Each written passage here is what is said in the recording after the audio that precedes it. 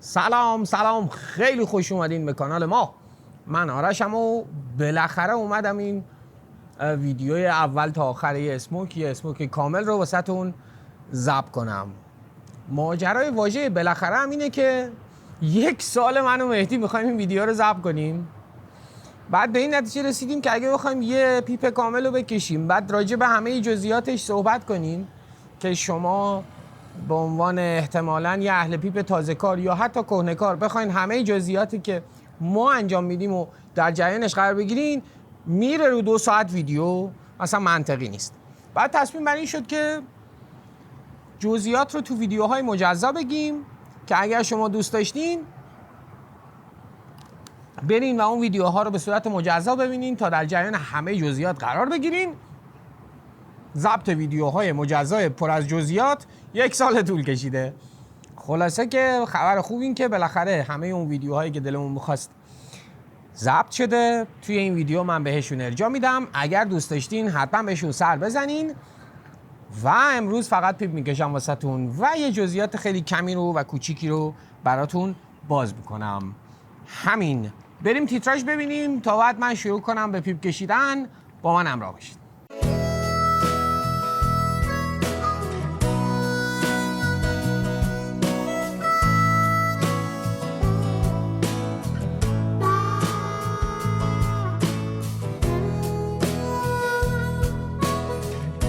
برای اینکه پیپ کشیدن شروع کنین به حداقل وسایلی که نیاز دارین ایناست رفقا. یه پیپ، طبیعتاً یه مقداری توتون، یک وسیله آتش زنه که میتونه انواع فندک باشه، کبریت باشه، میگم توضیح میدم که کدومش ارجحه و من خودم کدومو بیشتر استفاده میکنم، و یه وسیله‌ای که به نام تمپر که خیلی کمکتون میکنه تو طول اسموک. چیزای دیگه ای هم که خوبه کنار دستتون باشه از ابتدای پیپ کشیدن نخ نظافته و یک سینی چرمی، چوبی، کاغذ، هر چیزی که دم دستتون بود که بتونین توتونتون رو پهن کنید روش. چرا توتونمون رو پهن کنیم روش؟ قصه اینه که توتونها وقتی که از کارخونه میرن توی قوطیشون مرطوب بسته‌بندی میشن به دلایلی که توی ویدیوی هوادهی توتون مفصل راجع بهش صحبت کردیم. اینجاست یا اینجا. خلاصه که مرطوب بسته‌بندی میشن توتونا و خوبه که ما بذاریم توی سینیمون یه خورده این رطوبت اضافی رو از دست بدن. اگر با این رطوبت اضافی پیپو پک کنیم دردسر زیاد داره. توی ویدیوی هوادهی مفصل راجع بهش حرف زدیم. من توتونم رو ریختم روی سینی هوادهیم. توتون من گلدن بلند مکبارنه که یه برلی بیست خیلی خیلی خوشمزه و مورد علاقه هم من و هم مهدیه. یه کوچولو هوا بخوره برمیگردم ادامه ماجرا رو واسهتون.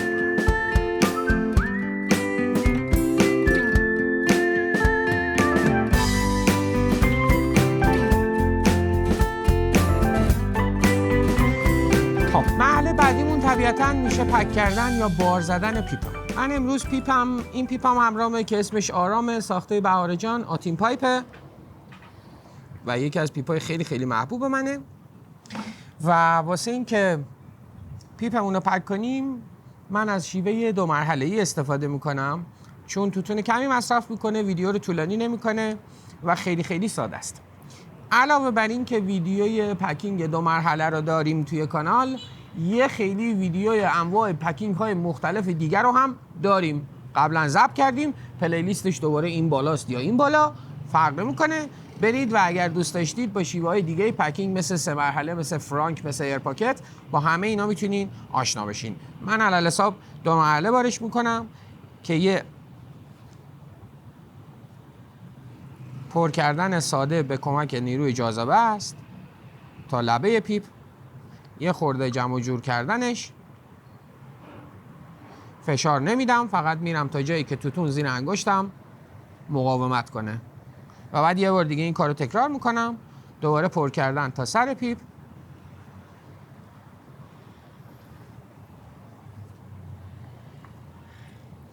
و دوباره جمع و جور کردنش و این بار اندکی خیلی خیلی خیلی کم فشار دادنه که یه خورده پیپ من منسجم بشه. به همین سادگی. اما شیوه های دیگه پکینگ هم هست که اگر دوست داشتین برین تو پلیلیست ببینین. هر کدوم از این شیوه های مزایا و یه معایبی دارن که مفصل تو اون ویدیوها صحبت کردیم. آزمون خطاش خیلی باحال و دلچسب. برین ببینیدش، تمرینشون کنین، باورم کنین که میتونه اسموک های خیلی خیلی متفاوتی هر کدوم از این شیوه ها بهتون بده. این از پکینگ. بریم سراغ مرحله بعدی که چارلایت و مین لایته.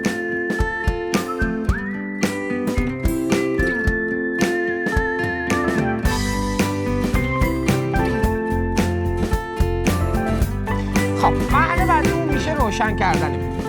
اما قصه روشن کردن پیپ به سادگی یه آتیش گرفتن و آتیش زدن توتون نیست. یه خورده ای قصهش جزئیات داره. ما پیپمون رو توی 2 مرحله همیشه روشن میکنیم. مرحله اول بهش میگیم چارلایت یا روشن کردنی که زمینه ساز میشه واسه ما تا روشن کردن اصلیمون بهتر و با کیفیت‌تر پیش بره. بذارید قبل از روشن کردن انواع ابزارها رو بگم. تو ویدیو لایت و ریلایت مفصل من راجع به اینا توضیح دادم. باز دوباره اینجاست یا اینجا، هر جا که بود بزنید برید ببینید. اما از وسایل مختلفی میتونین استفاده کنین، از جمله کبریت محبوب من توی خونه، البته فندک گازی که باز تو خونه من ازش زیاد استفاده میکنم، و فندک زیپو. اما بریم سراغ لایت کردنش یا روشن کردن پیپ. قصه اینه که ما اگر بخوایم از همون اول پیپمون رو کاملا روشن کنیم و شروع به کشیدنش کنیم، یک حرارت خیلی بالا و غلظت خیلی بالایی از رطوبت و دود موقع روشن کردن وارد دهان ما میشه. این باعث میشه که پالت مزه های ما، آنچه که دریافت کننده های عصبی ما واسه درک طعم و مزه است، همون اول به شدت خسته بشه و طبیعتاً درک و دریافت ما از کل 1.5 ساعت تجربه پیپ کشیدنمون به شدت افت کنه. طبیعتاً هیچ کدوم از ما اینو نمیخوایم. در نتیجه ما همیشه روشن کردن پیپمون رو توی 2 مرحله انجام میدیم. مرحله اول بهش میگیم چارلایت. چار توی انگلیسی یعنی زغال، یعنی نیم سوخته، اون چه که ما بهش توی آشپزی میگیم ته گرفته. چرا اینو گفتم و چرا واژه مهمه؟ بذارید روشن کنم تا واسهتون توضیح بدم. چارلایت کنم تا واسهتون توضیح بدم. خب این کاری که من ظرف 30-40 ثانیه آینده میکنم و بهش میگیم چارلایت.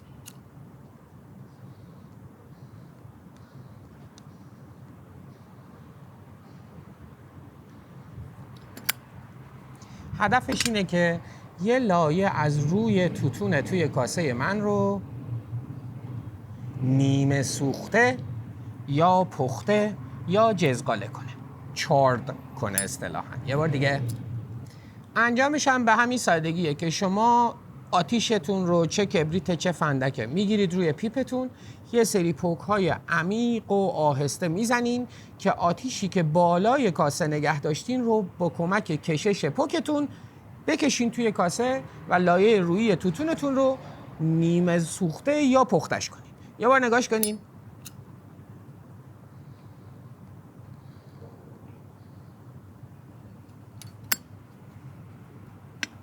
نکته مهم اینه که هیچ وقت فندک یا کبریتتون رو توی کاسه فرو نکنید. بذارید آتیش بالای کاسه بمونه و با مکش شما وارد کاسه بشه.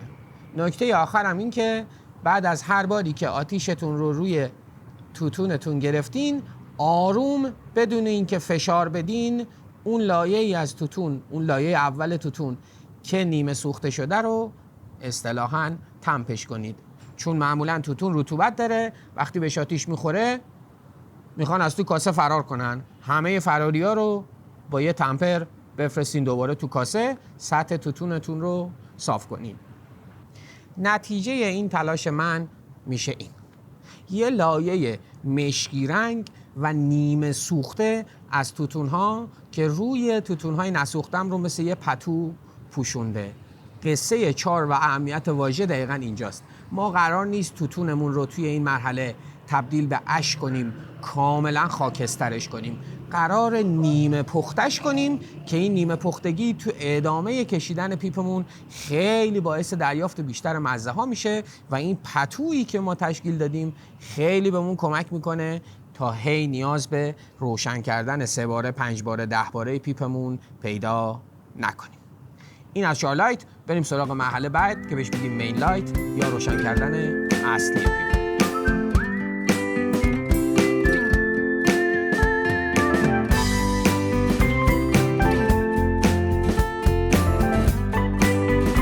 خبر خوب این که اگر لایه اول توتونتون رو خوب و درست جزغاله یا نیمه پخته یا چارت کرده باشین، حالا که میخواین روشن کنین پیپتون رو خیلی خیلی آسونتر روشن میشه، چون اون لایه نیمه سوخته مستعد و آماده روشن شدنه. اما خود روشن شدن واسش چه کار کنیم؟ عین چارلایت کردنه. من آتیشم رو بیرون کاسه پیپ نگه میدارم، با یک مکش عمیق به کمک عضلات لپ و صورتم آتیش فندکم رو میکشم توی پیپ. یادتون باشه همیشه پیپ کشیدن مثل بوس‌های عمیقه. همه چی توی صورت اتفاق میفته و عضلات ریه ما هرگز درگیر هیچ پوکی نیست. ما همواره داریم پیپمون رو میبوسیم. هیچ وقت مثل قلیون یا سیگارت بهش نگاه نکنید که ریه نداریم. لپ لپ لپ. اوکی. حالا من این لپم رو به جای اینکه بوس کوچولو کنم یک بوس طولانی میکنم تا در واقع به آتیش فندکم بوسه بزنم و بکشمش توی کاسه. نگاش کنین. آتیشم بالای پیپمه. من دارم بوسای طولانی میکنم.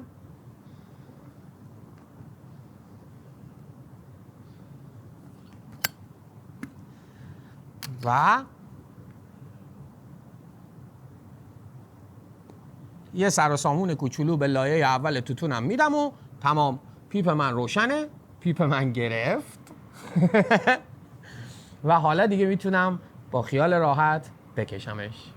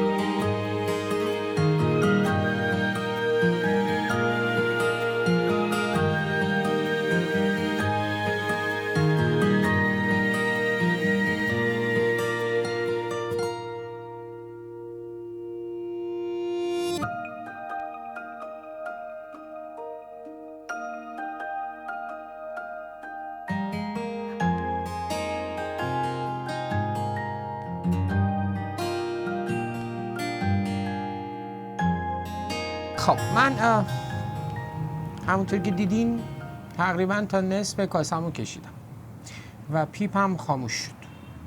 هیچ مسئله نیست رفقا. اصلا هیچ وقت هرگز سعی نکنین که لزوما پیپتون رو نگه دارین، روشن نگه دارین، بکشین خودتون رو که روشن بمونه. پیپ ممکنه توی یه بار یه کاسه کشیدن 10 بارم خاموشه. اصلا مسئله نیست. دوباره روشنش میکنیم، دوباره ادامه میدیم به کشیدنش. اما سخت‌ترین نوع روشن کردن پیپ به نظر من با فندک گازیه، چون شعله خیلی متمرکزی داره. اگر خواستین با فندک گازی پیپتون رو روشن کنین، یادتون نره که وقتی دارین پک میزنین فندک رو روی توتونتون یکم حرکت بدین تا مطمئن شین تمام سطح رویی توتونتون مشتعل میشه و آتیش میگیره. نگاش کنین.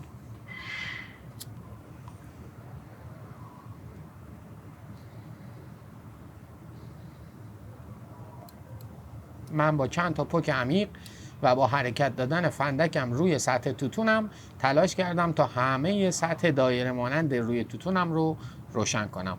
پیپ من دوباره روشن شده، با خیال راحت میکشمش به این میگیم ریلایت. یه وسیله ابزار دم دست ارزون قیمت دیگه تونم بچه‌ها کبریت. من تو ویدیوی لایت و ریلایت مفصل راجع به مزایا و معایب هر کدوم از اینا صحبت کردم. برین این بالا یا این بالا نگاش کنین. اما خیلی خلاصه راجع به کبریت بگم که جایی که باد نمیاد کبریت انتخاب منه، به یه دلیل ساده. آتیش کبریت خیلی آتیش پهنیه. نگاش کنین. ای بشه دیدین. یکی دیگه. تیک نمبر 2.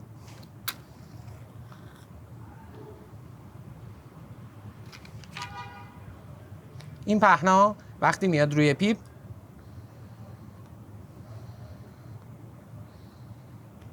با یک کشیدن ساده و یک مکش ساده از سمت دهن شما به راحتی سر تا سرش میره توی کاسه و شما میتونین مطمئن باشین که کل توتونتون رو مشتعل کرده. دیگه اون هدفگیری و تکون دادن فندک و کبریت نداره.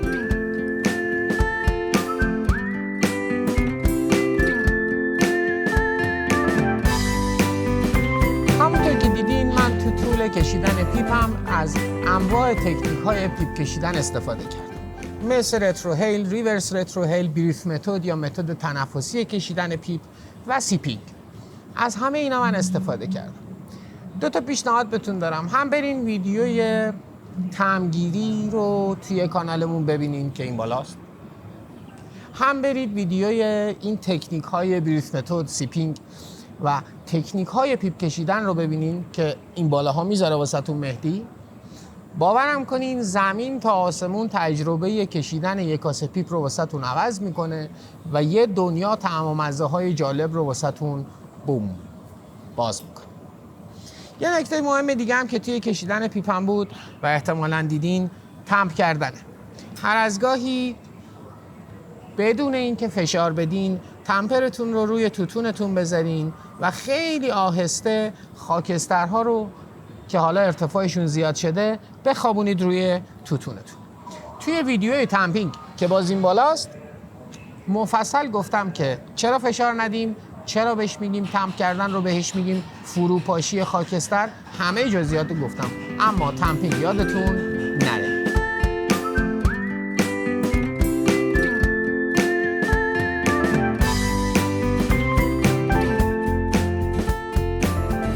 نکته آخرم اینه که من رسیدم به انتهای کاسه پیپم. از کجا فهمیدم؟ چند تا نشونه داره که شما میتونین مطمئن باشین هر کدومش دیدین دیگه توتونتون تمام شده و وقت نظافت پیپ و اسپوکتون تمام شده. اولین و ساده ترینش صدای پیپه. وقتی که توتون خیلی به تهش میرسه، هوا که از لای توتون رد میشه ناشی از مکش شما یه صدای سوت مانندی میده.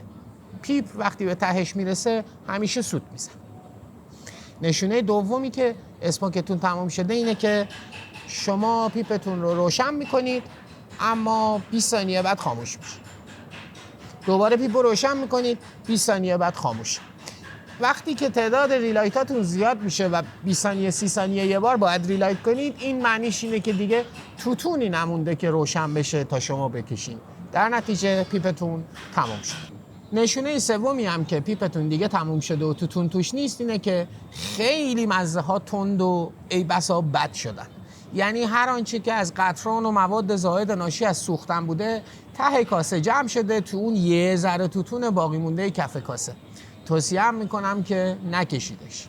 هم طعم اسموکتون خیلی تو اون بازه آخر خرابه، هم مزه بدی رو بعد از اینکه پیپتون تموم شد تو دهنتون باقی میذاره و ای بسا باعث تانگ بایت بشه یا سوختن زبونتون. در نتیجه همیشه یک دهم 10% 20% از ته توتونتون رو سهم مورچه ها کنید و بریزید کنار و تلاش نکنید که تا ته توتونتون رو بکشید.